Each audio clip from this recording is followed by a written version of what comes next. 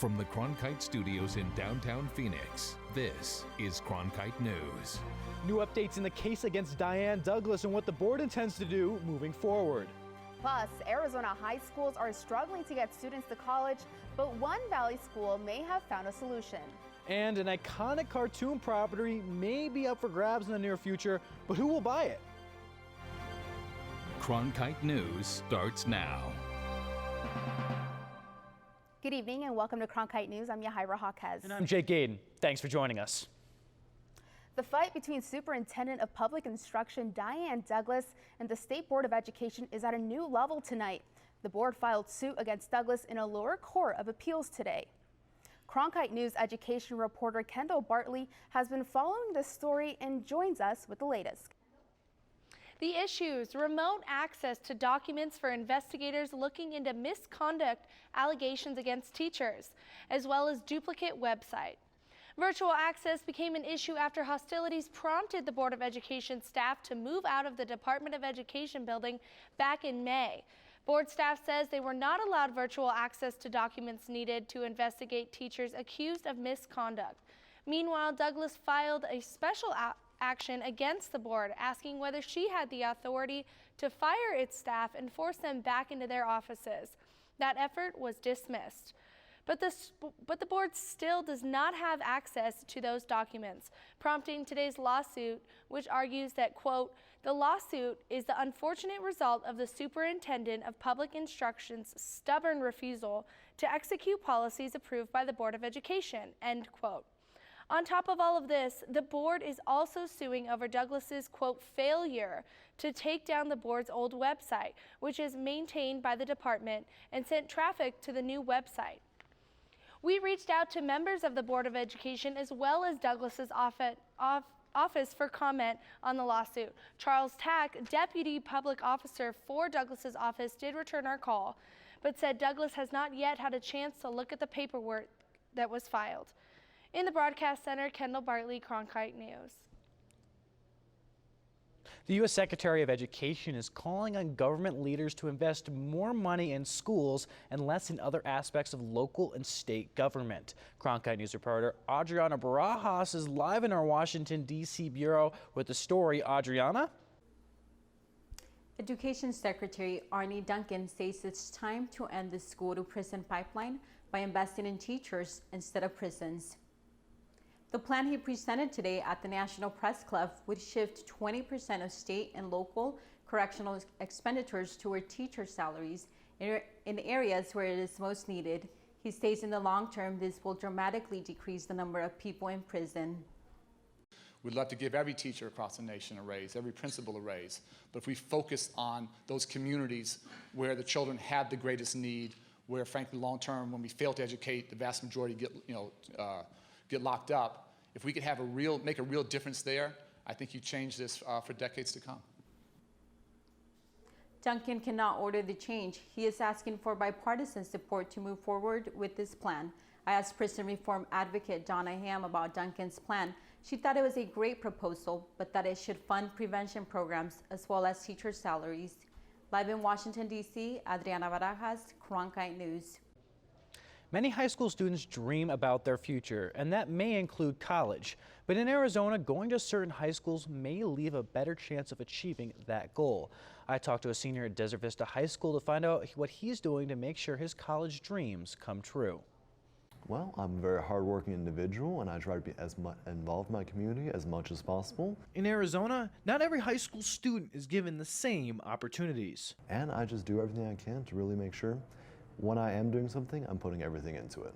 Brian Kwasinski, a senior at Desert Vista High School in the Tempe Union School District, is one out of many students who is prepared to go to college since he stepped into high school. Overall, I've looked at a lot of different colleges and make sure I've been studying there and really setting myself up for the future. And after I determined what I wanted to go into, that was what affected my classes. Unfortunately, many Arizona high school students aren't as set up for success as Kwasinski. In a recent study by the Arizona Board of Regents, half the graduates going to post-secondary education in fall of 2014 graduated from 52 out of Arizona's 488 high schools. Desert Vista was number 2 in the state for its high number of graduates who went on to college or community college. And overall, the environment as a Vista, it's very motivated people. And so it just helps to encourage that, you go for what you want to go for. Mark Hewlett, the Tempe Union District Counselor, says what makes the difference is staying ahead and keeping students and parents informed. One of the really important things is that we talk to students early about things. It's no longer something where someone can go through grades 9, 10, 11, and then senior year say, oh, it's time to apply. They'll miss stuff. And so trying to work with families, whether that be through parent nights or programs on campus or a number of different things to make sure they're thinking about it even as early as 8th grade. I would definitely say early is much better because you should do the research beforehand and not rush it, but you do want to get there as soon as possible so that you know what you're doing, and also when coursework picks up, you don't want to have to choose between the two.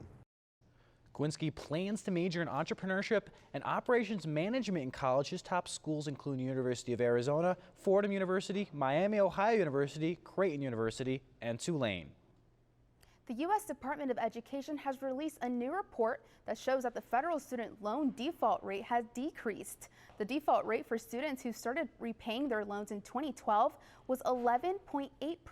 That's about 2% lower than the previous year, when the default rate was 13.7%. This afternoon, the House approved a bill to avoid a government shutdown. The motion to concur is agreed to.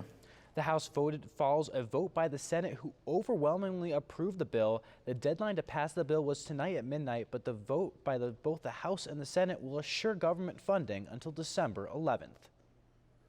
A potential bus strike may make it more difficult for some to commute around Phoenix. Reporter Aaron Johnson is live in downtown Phoenix. Aaron? Local commuters might have to start carpooling and riding their bikes to and from Valley locations because there could be limited service to several Valley Metro bus lines. The Amalgamated Transit Union Local 1433 is meeting today and could vote to strike. The members were working under a contract with TransDev, but an extension of that contract ends today. These workers operate 34 of Phoenix's bus routes, including some of the busiest along Central, 7th Street, 7th Avenue, and all of the rapid commuter routes. We do know this is going to be a significant impact on passengers, and we're working with our contractor to provide some interim service in the event that there is some form of service disruption. That's going to require some ramp up on our part, but we're hoping that they will be able to bring in workers who can meet a Saturday level service for us. But some commuters say they have a backup plan. Get a bicycle and commute that way, or a taxi cab. Cronkite News tried to reach the Amalgamated Transit Union with no success. Check with valleymetro.org for the latest on the possible strike and the impact on bus routes. Live in Phoenix, Aaron Johnson, Cronkite News. As technology advances, so does the need for fast and reliable energy. Coming up on Cronkite News, see how two companies teamed up to create a new solution to this growing problem. An effort to solve a different problem and hopefully save the lives of California condors. At ASU, we believe the most important semester is the one that starts after you get your diploma, the one called life. So we work hard to help our alumni thrive, teaching them the importance of not only achieving their goals, but exceeding them. With innovative programs that embrace hands-on learning that encourages real-world growth. Our alumni know it can be the education of a lifetime, for a lifetime. For more information, asu.edu. I'm an urban gardener. I'm a PhD student in criminology law and society. I have an expertise in construction history. I also happen to be a swing dancer. Oh, and I'm a source. And I really like being a source. Great journalism requires great sources, and we want you to be one of them. Arizona PBS is building a network of viewers, people with insight into the stories we cover and the stories we should cover. Explore what it means to be a source for the Arizona PBS Public Insight Network at azpbs.org/pin. Are you a news junkie, history buff, science or nature lover? Then discover 8 World, an entire channel devoted to bringing the world home to Arizona. Watch 8 World on Cox 88 or over the air via antenna on 8.3. To find out how to tune into 8 World through your satellite or another cable provider, visit azpbs.org/world. or call 602-496-2308. Discover your world. 8 World. See this patio? There used to be a motorcycle sitting there, a bike I didn't use and didn't want, so I donated it to public television, and they took care of everything. In addition to supporting my favorite programs, I earned a tax deduction. Turn something you don't need into something you really want. Contact the Vehicle Donation Program. 8 is Arizona PBS, a service of Arizona State University. The internet is the way of life these days, but what supports the physical side of the internet? Cronkite News reporter Alicia Leonage tells us how 2 Valley companies have come together to find an efficient solution. That's the sound of our society in 2015. Handheld books used to be all that we knew, until we pushed them aside. Now everything is just a click away. But staying connected means increasing the demand for digital infrastructure. The internet relies on data centers, buildings that store and process all the information. SRP's Clint Poole says today data centers consume 2% of all the power in the United States. By the year 2030, data centers could grow to the rate of 20% of all U.S. power consumption. With the growth of technology comes the demand for more resources.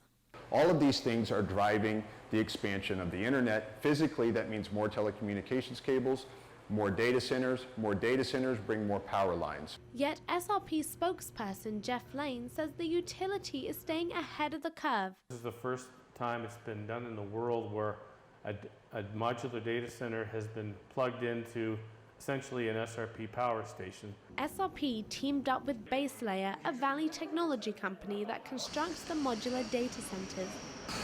These data centers are not only concealed, but they are located at an SRP electric substation and are plugged into the most reliable power source. We're driving costs down because of the power reliability, you need less power infrastructure to support the reliability requirement. And that means fewer transmission lines crisscrossing the state. In Phoenix, Alicia Leonage, Cronkite News. SRP powers the data stations with 100% renewable energy.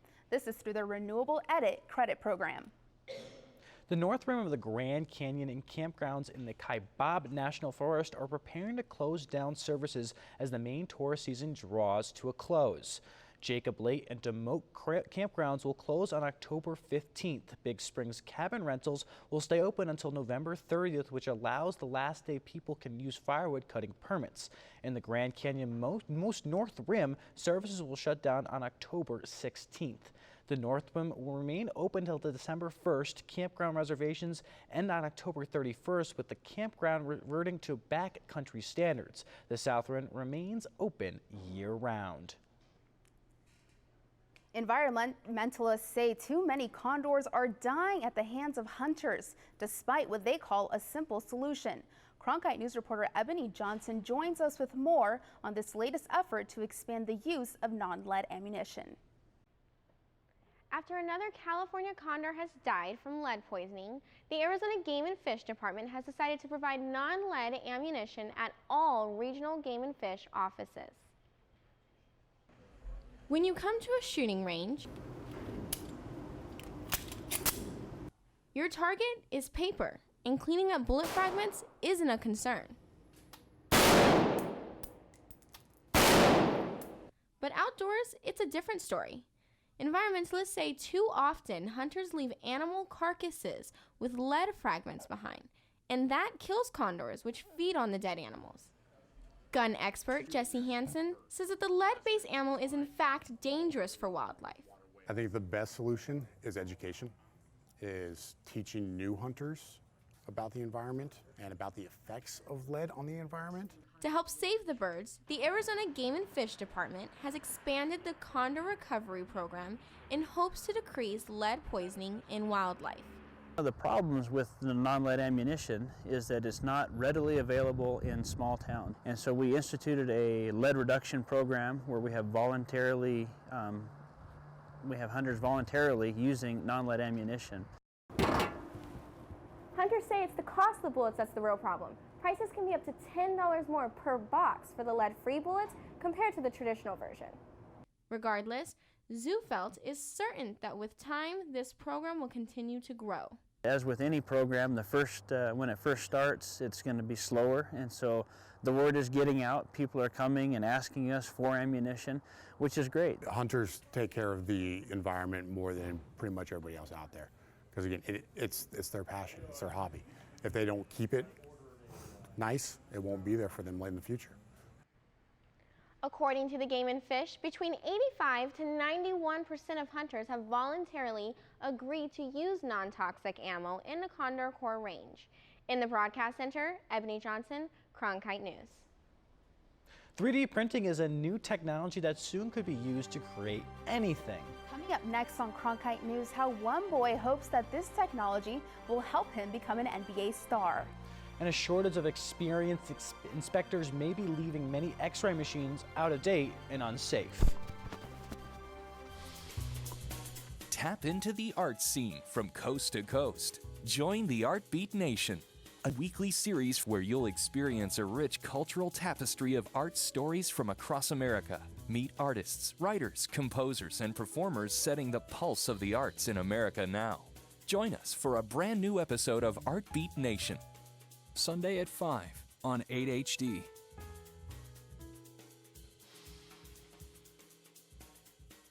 I'm an urban gardener. I'm a PhD student in criminology law and society. I have an expertise in construction history. I also happen to be a swing dancer. Oh, and I'm a source. And I really like being a source. Great journalism requires great sources, and we want you to be one of them. Arizona PBS is building a network of viewers, people with insight into the stories we cover and the stories we should cover. Explore what it means to be a source for the Arizona PBS Public Insight Network at azpbs.org/pin. Tap into the art scene from coast to coast. Join the Art Beat Nation, a weekly series where you'll experience a rich cultural tapestry of art stories from across America. Meet artists, writers, composers, and performers setting the pulse of the arts in America now. Join us for a brand new episode of Art Beat Nation. Sunday at 5 on 8HD.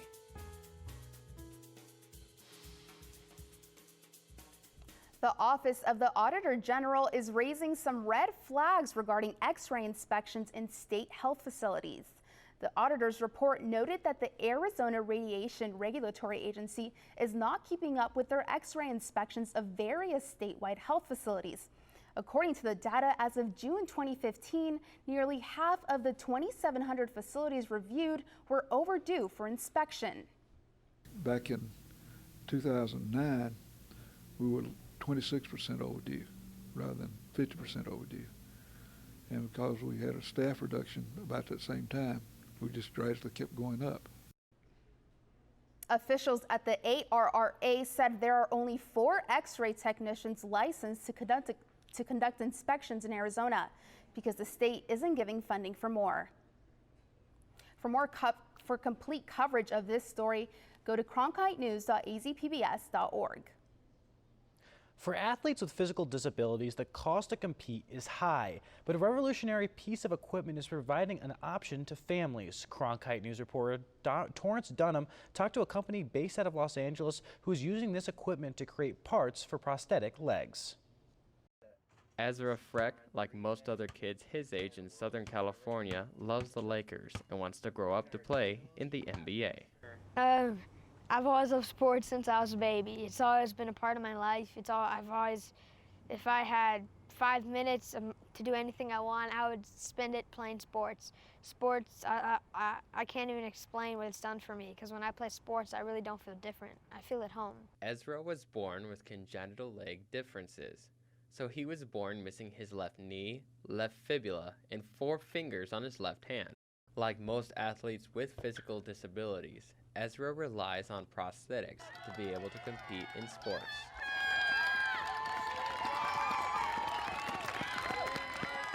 However, the price tag for prosthetic parts is substantial, with some costing thousands of dollars each. This has created a market that a number of companies are working on to customize prosthetic parts via the use of 3D printing. One of these companies is LA-based EasyTech. What's great about 3D printing is that it allows for quick and rapid prototyping so that people can basically create customizable equipment without having to go through the manufacturing process over and over and over again. So it's just a cheaper process because it's cheaper equipment. 3D printers are becoming more of an enticing option to families. The unit itself costs around $2,000, while the spools of plastic can run as low as $20 to $45. And depending on the prosthetic part, it could only take a day or so to create. So 3D printing can actually help alleviate the cost for families who have members that want to get involved in adaptive sports by providing cheaper materials and processes to create the equipment that they need to play these sports. So everything from prosthetic limbs to replacement parts on wheelchairs, they can be fabricated on 3D printers. As material properties catch up to the more traditional composites and metallic structures, you'll be able to have something that will be on par and actually more aesthetically pleasing because you're in the nitty-gritty part of the design process. If you want to make it look a certain way, you can do that. If you want it a certain color, you can do that, right? So there's just loads of customization options that are available to you if you do it yourself rather than going through traditional means. The market for prosthetic technology looks on the verge of exploding in the next few years as various companies are experimenting in this space. Among them are boutique firms like AIO Robotics, which makes bionic hands. For Cronkite News, I'm Torrance Dunham. This technology is not just being used to create parts for prosthetic legs. Other companies such as AIO Robotics are using the technology to create bionic hands as well. A popular attraction here in Arizona is up for sale. Coming up on Cronkite News, for 43 years, Bedrock City has drawn curious travelers, families, and enthusiasts. But now its fate hangs in the balance. Fridays, it's at Cronkite News, your social sharing connection where you choose the news. Facebook likes and shares, tweets, retweets, and favorites. YouTube views and subscriptions. We're watching you watch us. From our digital home at cronkitenews.azpbs.org to your television, web browser, or mobile device. Find us on Facebook, Twitter, and YouTube. Then join us for at Cronkite News, our weekly refresh, each Friday at 5 on Arizona PBS. Tickets are available now for one of the most anticipated luncheon events of the year. Join industry leaders from the worlds of media, politics, business, and education as we honor award-winning news anchor and late-night host Charlie Rose, this year's recipient of the Cronkite Award for Excellence in Journalism. The event takes place at the Phoenix Downtown Sheraton on Monday, October 19th at 11:30 a.m. For tickets, visit azpbs.org/Rose or call 602-496-4539. Hi, I'm Judy Woodruff, co-anchor of the PBS NewsHour. Preparing the next generation of journalists has never been more important than it is now. With its groundbreaking partnership with Arizona PBS, the Walter Cronkite School of Journalism and Mass Communication at ASU is revolutionizing journalism education to provide students with a real opportunity to work and learn under the supervision of veteran journalists, producers, directors, and editors on newscasts, investigative stories, and documentary productions. The Cronkite School and Arizona PBS, reinventing journalism education in the digital age.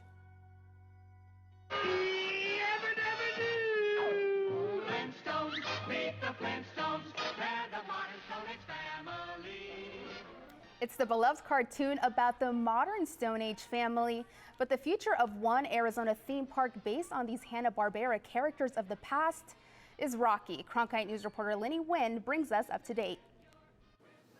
If you're driving to the Grand Canyon anytime soon, you might want to make a stop at this roadside attraction before it disappears. After 43 years of being open, Bedrock City is up for sale. I headed north to talk to theme park owner about the future of the Flintstones theme park.